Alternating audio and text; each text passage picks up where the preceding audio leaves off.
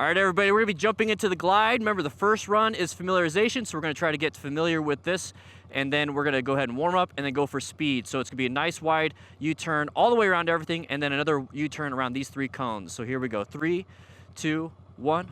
So nice and easy, familiarize ourselves with this drill. So it's gonna be all the way around everything, absolutely everything, and then we're gonna go around this cone.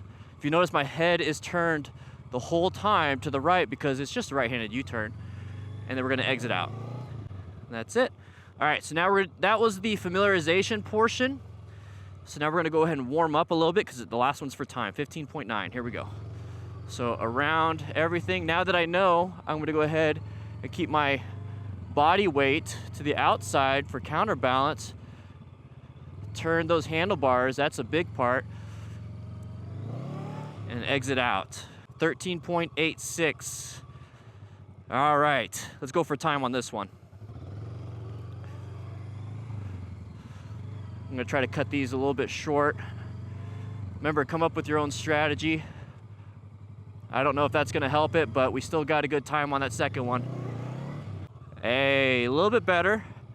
A little bit better. So now we're gonna go ahead and jump into the next exercise, but that is the glide.